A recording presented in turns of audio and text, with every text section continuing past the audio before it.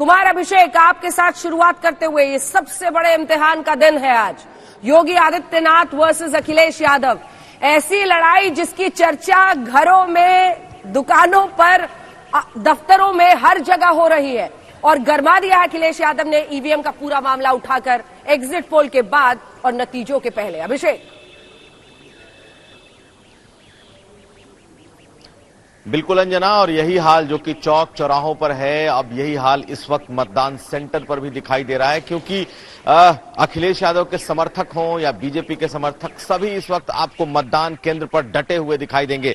निश्चित तौर पर यह चुनाव अखिलेश यादव के लिए बहुत बड़ा लिटमस टेस्ट है और अखिलेश यादव ने जिस तरीके से पूरे चुनाव को लड़ा है और उसके बाद आखिरी वक्त में जो ये लड़ाई है ये मतदान केंद्रों तक जा पहुंची। आप देखेंगे पिछले 24 घंटे से 36 घंटे से जो समर्थक हैं लगातार डटे हुए हैं सभी 75 मतदान केंद्रों पर। यह भी अपने आप में अनूठा है। जिस तरीके से वाराणसी, जिस तरीके से बरेली में मतपत्र हो या फिर मतपेटियों को लेकर बवाल मचा और जिस तरीके से अखिलेश यादव ने आरोप लगाए हैं, उसके बाद से तमाम नजरें इसी बात पर टिकी हैं जना कि आज किस तरीके से मतदान हो रहा, मतगणना हो रही है और मतगणना केंद्र पर किस तरीके के माहौल हैं। लेकिन निश्चित तौर पर सीधी लड़ाई अखिलेश यादव और योगी आदित्यनाथ या यूं कहें बीजेपी और समाजवादी पार्टी के बीच है और जैसे ही 2 घंटे के बाद जैसे ही काउंटिंग शुरू होगी, सबकी नजरें हैं सुबह की सीधी लड़ाई में जीत किसकी होगी, नींद बड़ी मुश्किल से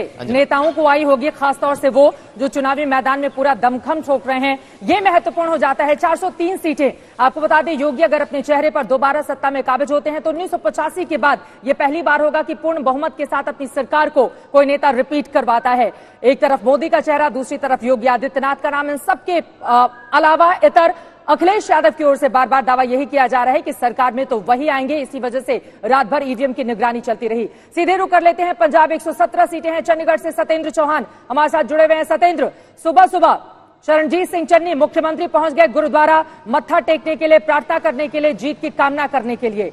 अभी स्थिति क्या दिखाई देती है? रात भर बड़ी मुश्किल कटी होगी नेताओं के लिए। अब परिणाम की बारी। देखिए चित्रा, सबसे पहले तो ये बताना चाहूंगा कि पंजाब में उत्तर प्रदेश की तरह तनाव नहीं है, ना ईवीएम को लेकर किसी तरह का आरोप है और एग्जिट पोल को आम आदमी पार्टी ने एग्जैक्ट पोल मान लिया है। फिलहाल मैं चंडीगढ़ में आम आदमी पार्टी के ऑफिस में हूं और ये देखिए तस्वीरें यहाँ पर बड़ी बड़ी आदमकद स्क्रीन यहाँ पर लगाई गई है। अंदर इस कोठी होती है लीडर ऑफ अपोजिशन की, एक सेकंड आपको टोक रही हूँ, ये तस्वीरें जरा दिखा रहे हैं सतेन।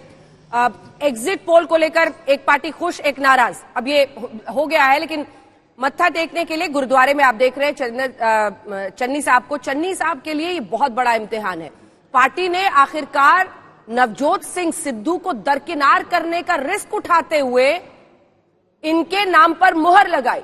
मुख्यमंत्री का चेहरा वो बने एक बार फिर से मुख्यमंत्री बनने के बाद, क्योंकि जिस तरह से नवजोत सिंह सिद्धू लगातार दिल्ली के दौरे कर रहे थे, ये माना जा रहा था कि कहीं मुश्किल के ये बादल ना चन्नी के भविष्य को लेकर हो जाए। मुख्यमंत्री की दावेदारी नवजोत सिंह सिद्धू की है, इसमें कोई भी दो राय नहीं।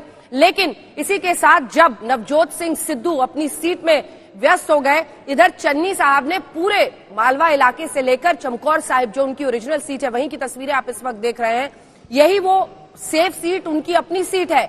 लेकिन वो मालवा में भी जाकर इस बार लड़े। सतेन, गुरुद्वारा आज पहुंचे हैं, मालवा में भी जाकर लड़े, उनकी कोशिश थी और एग्जिट पोल दिखा रहे कि मालवा ही आम आदमी पार्टी ने लूट लिया है। देखिए, आपने सबसे पहले बात कही थी इम्तिहान की, तो इम्तिहान सिर्फ चन्नी का नहीं है, ये इम्तिहान नवजोत सिंह सिद्धू का भी है। ये इम्तिहान देश के सबसे वयोवृद्ध नेता प्रकाश सिंह बादल का भी है। ये इम्तिहान कैप्टन अमरिंदर सिंह का भी है, हो सकता है कैप्टन साहब की भी है आखिरी पारी हो राजनीतिक तौर पर। तो बहुत सारे नेताओं का सिद्धू साहब का है इस पूरे चुनाव में दांव पर लगी है। भगवंत मान को सिद्धू साहब देखिए अभी हम तस्वीर सिद्धू साहब चंडीगढ़ में मौजूद हैं। कल शाम को उन्होंने बाकायदा अजय माकन और कांग्रेस के बड़े नेताओं के साथ मीटिंग की है, जिसमें चन्नी भी मौजूद थे। और देखिए, ये बड़ी दिलचस्प बात है कि मुख्यमंत्री के होते हुए सीएलपी की मीटिंग शाम 5 बजे नवजोत सिंह सिद्धू ने बुलाई है। सीएलपी की मीटिंग बुलाने का अधिकार सदन के नेता को होता है, यानी कि मुख्यमंत्री को होता है, विधायक दल के नेता को होता है। लेकिन नवजोत सिंह सिद्धू ने आज शाम 5 बजे पार्टी कार्यालय में विधायक दल की मीटिंग बुलाई है। इसका मतलब एक तो मतलब ये निकलता है कि उन्होंने ये मान लिया है कि कांग्रेस पार्टी की सरकार नहीं आ रही है, और सरकार नहीं आ रही है तो दोपहर तक चरणजीत सिंह चन्नी इस्तीफा दे देंगे, और जब चरणजीत सिंह इस्तीफा दे देंगे तो उसके बाद कांग्रेस की बागडोर, पार्टी की बागडोर नवजोत सिंह सिद्धू के हाथ में आ जाएगी। इसीलिए शाम 5 बजे विधायक दल की मीटिंग बुलाई गई है। तो दूसरी तरफ पार्टी दफ्तर में लड्डू आ गया है, के खेमे में क्या लड्डू आ गया है। और ये देखिए बड़ी बड़ी स्क्रीन यहां पर लगानी शुरू कर दी है, लाइव टेलीकास्ट होगा। और ये भी मैं बताना चाहूंगा कि अरविंद केजरीवाल दिल्ली में मौजूद है, लेकिन जैसे ही नतीजे आएंगे सबसे पहले अरविंद केजरीवाल इसी वीडियो कॉन्फ्रेंसिंग के माध्यम से भगवंत मान से रूबरू होंगे। भगवंत मान के बाद अरविंद केजरीवाल सीधे राघव चड्ढा यहां पर चंडीगढ़ के कार्यालय में मौजूद होंगे, उनसे वीडियो कॉन्फ्रेंसिंग के जरिए संपर्क साधेंगे, कार्यकर्ताओं से मिलेंगे। और ये देखिए एक और खबर मैं यहां पर आपको बताए देता हूं। देर रात भगवंत मान की सुरक्षा व्यवस्था पंजाब सरकार की तरफ से बढ़ा दी गई है। तो कुल मिलाकर जिस तरीके से एग्जिट पोल आ रहे हैं, जिस तरीके से नतीजों की उम्मीद जताई जा रही है, उन नतीजों पर अमल होना शुरू हो गया है। और भगवंत मान ने भी अपने तमाम नेताओं के साथ मिलकर एक तरीके से अपनी कैबिनेट विस्तार की भी तैयारियां शुरू कर दी है। तो और आम आदमी पार्टी के खेमे से खबर ये आ रही है कुछ देर में उनके उस वीडियो का भी इंतजार है, जब वो सामने आकर किस तरह का बॉडी लैंग्वेज दिखाते हैं।